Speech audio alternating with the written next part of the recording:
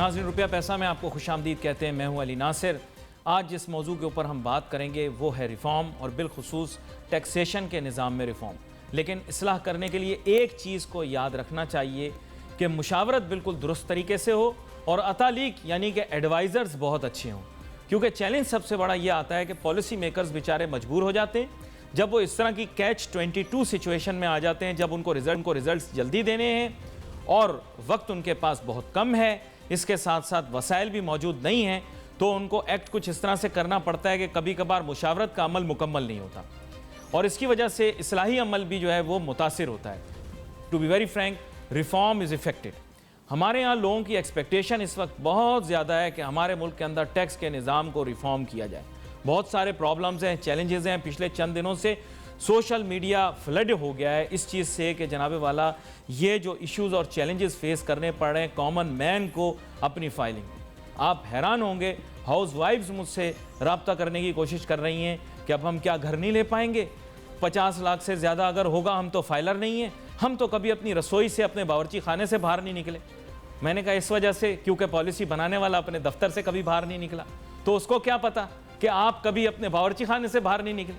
وہ تو اپنے ایک جسے کہتے ہیں they are building castles in the sky, ان کو کیا پتا.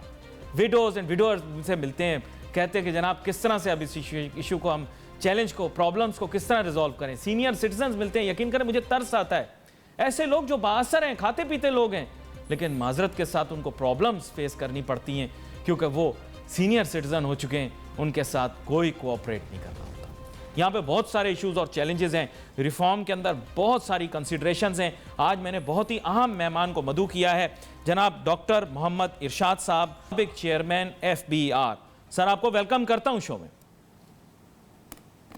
میں نے تمہید میں ارشاد صاحب میں نے تمہید میں کوشش کی میں عام آدمی کا پہلے ذکر کر دوں. کوشش یہی کروں گا کہ آپ بھی عام آدمی کی ہی اصطلاحات میں اور آسان زبان میں ان کو سمجھا سکیں. سر یہ ریفارم کی بات ہوتی رہتی ہے, کمیٹیاں بنتی رہتی ہیں وغیرہ وغیرہ, لیکن انفارچونیٹلی یہ ریفارم جو ہے بڑا ریسٹرکٹڈ اور لمیٹڈ ہوتا ہے آپریشنل کیپیسٹیز کے اوپر, یا صرف پیپل جو who are in the field ان کے اوپر ریفارم لاگو ہوتا ہے. کیا ریفارم براڈ نہیں ہونا چاہیے؟ کیا ریفارم وائڈ نہیں ہونا چاہیے؟ کیا ریفارم پالیسی میں نہیں ہونا چاہیے؟ Thank you very much for giving me this opportunity.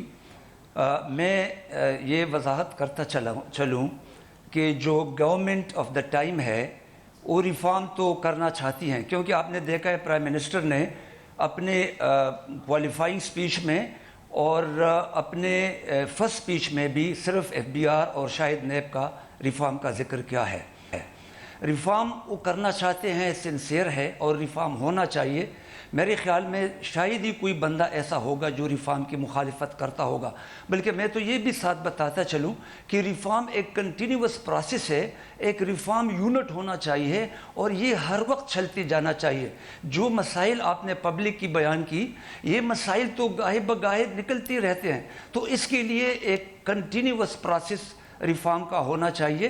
Reform FBR میں ضروری ہے, لیکن مجھے تھوڑا سا ایک یہ ہے کہ جس طریقے سے ریفارم کا مطلب یہ ہے کہ آپ کوئی خرابی ہے اور آپ اس خرابی کو ٹھیک کرنا چاہتے ہیں. ابھی تک جو مجھے پتہ چلا, کیونکہ ابھی گورنمنٹ نے کوئی ایکشن تو لیا نہیں ہے, لیکن جو اخباروں اور ٹیلی ویژن سے پتہ چل رہا ہے وہ تو صرف ایک بات کر رہے ہیں کہ FBR کرپٹ ہے تو ہم ٹھیک کرنا چاہتے ہیں. مجھے یہ بات سمجھ نہیں آ رہی کہ اگر FBR کرپٹ ہے تو یہ آنیسٹ کون سا ہے جس کے ساتھ یہ کمپیئر کیا جا رہا ہے, نمبر 1. اور کیا یہ سنگل جسٹیفیکیشن ہے ریفارم کرنے کے لیے؟ یہ تھوڑا سا مجھے نہیں معلوم کہ جب اتنی بڑی قابل ٹیم بیٹھی ہوئی ہے تو یہ ساری چیزیں ان کے نظر میں ہوں گی, اور انہوں نے ان خامیوں کو جو آپ نے ذکر کیا, جو جیسے عوام تنگ ہے, ان کا ایک لسٹ بنایا ہوگا اور اس پہ وہ شاید کام کر رہے ہوں گے. لیکن ابھی تک جو ٹیم بنی ہے اس سے مجھے بظاہر ایسا نہیں لگ رہا. نہیں دیکھیں, ایک جنرل مجھے تھوڑا سا ایک چیز کو بھی انڈرسٹینڈ کرنا ہے, تھوڑا مجھے ایکسپلین کیجیے گا. چیئرمین FBR جو ہوتا ہے, is he or she supposed to be a ranker or someone out of the system, یعنی کوئی باہر سے بندہ لا کے لگانا چاہیے یا ود ان دا سسٹم یعنی کسی رینکر کو لانا چاہیے؟ یہ پہلے مجھے کلیئر کریں، میرا مائنڈ ذہن صاف ہو کہ کیا چیز ہے یہ۔ دیکھیں میں ایک بات آپ کو بتا دوں، دیکھیں پرائم منسٹر نے اگر آپ کو یاد ہو یوم شہداء پہ بڑا کیٹیگوریکلی سٹیٹ کیا کہ میں ادارے بنانا چاہتا ہوں، اور انہوں نے یہ کہا کہ شاید آرمی کے علاوہ باقی ادارے جو ہیں وہ مفلوج ہے، ڈس فنکشنل ہے، وہ کام نہیں کر رہے ہیں، اور یہ ایک بہت نوبل کاز ہے۔ لیکن بدقسمتی سے یہ ہے کہ جب آپ نے ادارے بنانے ہیں، آپ نے پروفیشنلزم ڈیولپ کرنا ہے، آپ نے اداروں کو ایک ساؤنڈ فوٹنگ پہ لانا ہے، تو پھر تو پروفیشنل لوگوں کو آپ کو لانا پڑے گا، پھر ان لوگوں کو لانا پڑے گا جو ادھر پیدا ہوئے اور ادھر بوڑھے ہوئے، جو اس مل سے گزرے، جنہوں نے تجربہ کیا۔ دیکھیں میں اس پریزنٹ چیئرمین کی بات نہیں کر رہا ہوں، میرا دوست ہے، از اے انٹیلیجنٹ آدمی ہوگا، لیکن اس کے لیے بڑی اچھی اسائنمنٹس ہو سکتی تھی۔ جب اگر آپ 6-7 مہینے اب ایف بی آر ان کو سمجھانے میں لگائے گی تو یہ پروسیس پھر کب لگے گا؟ گورنمنٹ نے تو 100 ڈیز کا ایجنڈا دیا ہوا ہے، کیونکہ وہ یہ میرے خیال میں سوچ سر یہ ہے، ہوتا سوچ یہ ہے کہ وہ اندر سے جب لوگ آتے ہیں نا تو وہ پھر ان کا اپنا سسٹم ہوتا ہے، اور وہ میں لفظ نہیں یوز کرنا چاہتا جو عام طور پہ استعمال کیا جاتا ہے، مطلب وہ اپنا ایک نیٹ ورک لے کر آتے ہیں۔ اب اس نیٹ ورک کو آپ کو پتہ ہے ہمارے یہاں ایک اور لفظ استعمال کیا جاتا ہے، پر لوگ کہتے ہیں کہ ایسا شخص آئے جو سسٹم سے تھوڑا سا باہر سے آئے، کیونکہ عبداللہ یوسف صاحب بیچ میں شاید کامیاب رہے تھے، اس وجہ سے لوگ محسوس کرتے ہیں کہ someone outside of this system will bring better change to it۔ یہ اس کے لیے آرگومنٹ ہے۔ نہیں، میں یہ بالکل آپ کے آرگومنٹ کو بالکل نہیں مانتا، اس لیے کہ عبداللہ یوسف جو تھے وہ کم از کم چارٹرڈ اکاؤنٹنٹ تھے، اور اس کا انکم ٹیکس سسٹم سے ان کا کہیں نہ کہیں کچھ رابطہ تھا، ٹھیک ہے۔ اور دوسری بات یہ ہے کہ وہ کامیاب رہے تھے یا نہیں رہے تھے، یہ بھی ایک مطلب ہے، اس کو کس پیرامیٹرز پہ یہ کہا جاتا ہے میں اس پہ کمنٹ نہیں کرتا، میرے بڑے ہیں، میرے سینئر ہیں۔ لیکن میں آپ سے اور چیزوں پر کامنٹس لوں گا، مجھے ایک چھوٹی سی بریک لینی ہے، بریک کے بعد واپس آؤں گا، اور پھر ریفارم لمبی فہرست ہے جس کے متعلق آپ سے بات کروں گا۔ Let's take a short break.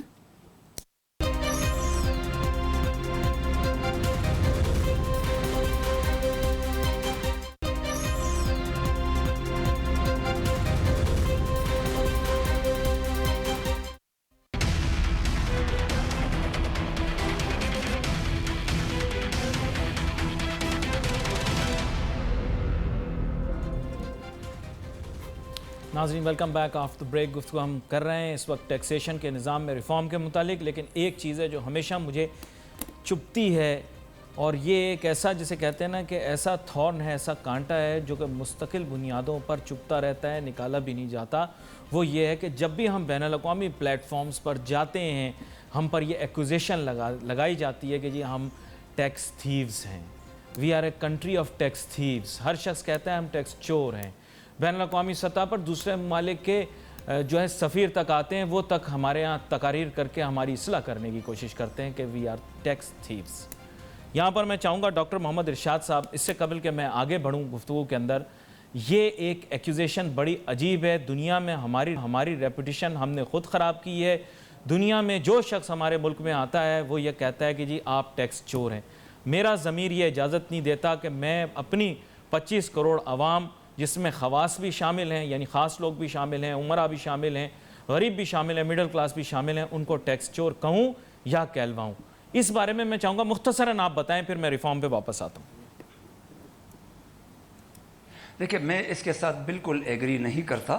دیکھیں کچھ ہماری سسٹم میں اناملیز ہیں، اور ان اناملیز کی وجہ سے ٹیکس لاسز ہوتے ہیں یا ٹیکس ایویژن ہوتا ہے۔ میں آپ کو آنیسٹلی بتاتا ہوں، آپ کسی ٹائم جائیں کسی ٹیکس آفس میں، آپ جا کے دیکھ تو لیں، ایک افسر کے پاس کوئی ریسورس نہیں ہے، وہ ان لوگوں تک پہنچتا نہیں ہے، نہ ان کے پاس ہیومن ریسورس ہے، نہ لاجسٹک سپورٹ ہے، نہ فائنینشیل سپورٹ ہے۔ آپ نے اس کو سی ایس ایس کے تھرو ایک بہت بڑے ٹیلنٹ کو سلیکٹ کر کے جا کے دریا میں پھینکا، اور آپ ان کو اسی دن سے سوئمنگ کا پوچھ رہے ہیں۔ تو یہ انوملیز ہیں ہمارے سسٹم میں، اس کے لیے ریفارم ضروری ہے۔ لیکن میرا ایک درخواست ہے کہ خدا را آپ نے جو کچھ بھی کرنا ہے، یہ اتنا بڑا خزانہ सर FBR में टैलेंट का पड़ा हुआ है, और जिसका आपने जिक्र किया अब्दुल्ला यूसुफ साहब के ज़माने में, उस रिफॉर्म में अफसरों को ट्रेन किया गया था। आपके पास टैक्सेशन में PhDs मौजूद हैं, आपके पास दुनिया के क्वालिफाइड लोग मौजूद हैं, उनके पास मौका नहीं है, सिस्टम इजाज़त ही नहीं दे रहा। उनके अलावा आप जो काम भी करेंगे मेरे ख्याल में वो गलत जाएगा। न हम टैक्स चोर हैं, न हमारा टैक्स ऑफिसर करप्ट है। होगा कोई बंदा इतनी करप्ट उसमें होगी जिस तरह बाकी लोगों में है। खुदारा अगर आप इनको इस तरह कहेंगे वो डिमोरलाइज हो जाएंगे। आप HR का दुनिया का कोई किताब उठा ले, अगर आपका वर्क फोर्स डिमोरलाइज होगा तो वो क्या आपको डिलीवर करेगा? फिर दुनिया यही कहेगी जो आपको कहती रहेगी। लेकिन मैं एग्री इसके साथ नहीं करता। आप इस चीज़ से एग्री नहीं करते। यहाँ पर एक चीज़ मैं जानना चाहूँगा सर, आपने हाल ही में सुना होगा कि ECC की एक मीटिंग हुई, उसमें उन्होंने कहा कि जी हम इंपोर्ट्स जो हैं उन पर पाबंदियाँ लगाएंगे और लग्जरियस इंपोर्ट्स नहीं आने देंगे और वगैरह वगैरह। लेकिन सर क्या इन पॉलिसी मेकर्स को इस चीज़ का पता है कि हमारा मेजर कंपोनेंट रेवेन्यूज़ का जो है वो कस्टम ड्यूटी से आ रहा है, और बैनुल-अक़वामी दुनिया से जो हम चीज़ें इंपोर्ट कर रहे हैं उसके ऊपर जो हम चार्ज कर रहे हैं ड्यूटीज़, टैक्सेस, टैरिफ्स, उससे हमारा रेवेन्यू आता है। आपको तो ब्रेकअप का पता होगा। तो अगर ये बंद कर देंगे तो फिर रेवेन्यू कहाँ से आएगा? मतलब ये बात सतही क्यों कर देते हैं? कोई बंदा टैक्सेशन से भी इस टीम में होना चाहिए जो उनको बताए भाई बात करने से पहले ज़रा सोचें। तो मैं यही तो गुजारिश कर रहा हूँ कि देखें, इस गवर्नमेंट का ये बहुत बड़ा मैंडेट लेकर आए हैं। ये सबसे पॉपुलर गवर्नमेंट है और लोगों की बहुत एक्सपेक्टेशंस है। तो कहीं कहीं अगर रास्ता भटक जाते हैं या कोई इनको गलत करता है, मेरे और आपका फ़र्ज़ बनता है कि हम अपनी राय दें। मैं अपनी राय दे रहा हूँ कि देखिए, जब तक जो बंदा इस प्रोसेस से निकला नहीं है, FBR में लोगों को आप कॉन्फिडेंस में नहीं लेते, तो ये तो सिस्टम एनॉमलीज हैं। आप फिर इस तरह के वायरी फायरी डिसीजन तो आपको करने पड़ेंगे या फायर फाइटिंग आपको करनी पड़ेगी। तो इन ऑर्डर टू आपकी बात बिल्कुल in order to avoid short term fire fighting, it is better to make a policy which is long term। पर फिर मुझे एक छोटा सा ब्रेक लेना है। ब्रेक के बाद वापस आएंगे और इस दफा सिर्फ अवामी मसाइल के मुतालिक बात करेंगे और FBR में किस तरह से रिफॉर्म किया जा सकता है ताकि अवाम को रिलीफ मिले। Let's take a short break.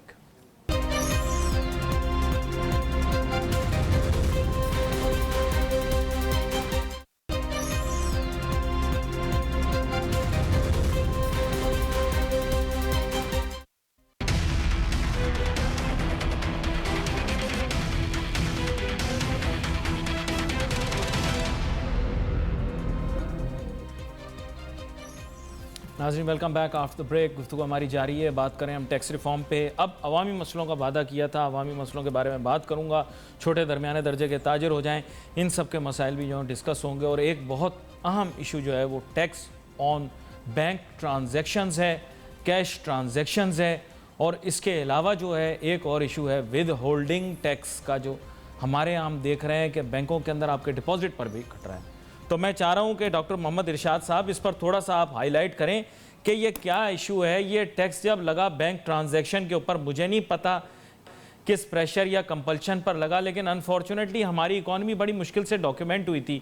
आप लोगों को उसका फ़ायदा होता, लेकिन बैंक ट्रांजैक्शन के ऊपर टैक्स लगा देने की वजह से बहुत सारे लोगों ने फिर बैंक के ज़रिए काम करना छोड़ दिया। मैं बिल्कुल, ये एक आपने बड़े अहम इशू की तरफ इशारा कर दिया है। यही वजह है कि जब सिस्टम नहीं काम कर रहा होता तो आपको फायर फाइटिंग करनी पड़ती है। मैं एक जो आपने पहली बात की थी मैं उसका ज़रा जवाब देता चलूँ कि जो आप कह रहे थे कि 60 लाख से ज़्यादा लोग प्रॉपर्टी नहीं ख़रीद सकते या विडोज़ और उनको इशू है, ये बिल्कुल मुनासिब बात आपने की है। देखिए, ये ऐसा है जैसे कोई कहे कि कश्मीर हाईवे से टेररिस्ट गुजरेगा तो आप कश्मीर हाईवे को ब्लॉक कर दे कि इससे कोई शरीफ आदमी भी नहीं गुजरेगा। तो ये तो टैक्स का नाका है कि अगर आप इतना, ये तो इन्फोर्समेंट इशू है, इसको पॉलिसी से करेक्ट करना बिल्कुल गलत है। अभी जबकि चूंकि गवर्नमेंट मिनी बिल पेश करने जा रही है तो मुझे यकीन है कि अगर कोई सुन रहा है तो ये इतनी बड़ी मिस्टेक पता नहीं क्यों इन्होंने की है, इसको ये करेक्ट करेंगे। ये बिल्कुल आपकी बात सही है। दूसरा, जब आप विद होल्डिंग की बात कर रहे हैं ना, देखें, जब ऑफिसर को आपने कैद कर दिया, उसकी प्रोफेशनलिज्म ख़त्म हो गई, तो सिस्टम को तो चूंकि हर साल टैक्स रेवेन्यू चाहिए होता है, वो जाके सीधा चले गए विद होल्डिंग पे। देखिए विद होल्डिंग भी डायरेक्ट टैक्स है, लेकिन उनको इनडायरेक्ट तरीके से कलेक्ट किया जाता है। विद होल्डिंग नहीं होना चाहिए आइडियली, लेकिन दुनिया में आइडियल सिचुएशन कहीं भी नहीं है। हमारे यहाँ विद होल्डिंग ज़्यादा है, डायरेक्ट टैक्स में ज़्यादा रिफॉर्म चाहिए ताकि लोगों को रिलीफ मिले और हम इस किस्म के काम न करें जिसकी तरफ आप सर एमनेस्टी स्कीम के अंदर लोग जो हैं वो पोल्ट्री अमाउंट्स पे करके अपना पैसा जो बाहर स्टैश किया हुआ उसको उन्होंने वाइट भी कर लिया है, उसको उन्होंने साफ भी कर लिया है। मैं कोई और टर्म तो इसके लिए यूज नहीं करना चाह रहा, लेकिन जो हमारे मुल्क में लोग पैसे रखे हुए हैं उनके ऊपर विद होल्डिंग टैक्स रेजिम, ये तो सर ज्यादती, सरासर ज्यादती। मेरे ख्याल इसको जल्द से जल्द खत्म होना चाहिए। और हमारे यहाँ नेशनल सेविंग्स इदारे के अंदर जो लोग पैसे रखते हैं, जो 60 साल की उम्र से कम है, वो भी बेचारे शिकायत करते हैं कि हमने तो अपने मुल्क की कौमी बचत के इदारे में पैसे रखे, हम पे क्यों विद होल्डिंग टैक्स लगा रहे हो भाई, मुनाफे पे? ये बिल्कुल आप विद होल्डिंग एमनेस्टी का तो किसी भी सिस्टम के फेलिवर की निशानी है। अगर एमनेस्टी लानी है तो इसका मतलब है आपका सिस्टम ऑपरेशनल नहीं है। आपने अपने सिस्टम्स और प्रोसीजर्स को ठीक करने हैं ताकि जो हो गया है वो तो हो चुका है, आइंदा ऐसा आपको न करना पड़े। आज आपके पास टाइम है, आपको रिफॉर्म चाहिए। इन्फोर्समेंट का आपका इशू है, इन्फोर्समेंट में रिफॉर्म करें। एक बहुत बड़ा डॉक्यूमेंट पड़ा हुआ है एफबीआर में, फाइनेंस मिनिस्ट्री में पड़ा हुआ है, आप इनको इम्प्लीमेंट कर दे। बड़ी अच्छी टीम बैठे हैं, मेरा स्टाफ अफसर थे, वो अब सारे इधर उधर गए हैं, आप उनको ढूंढें।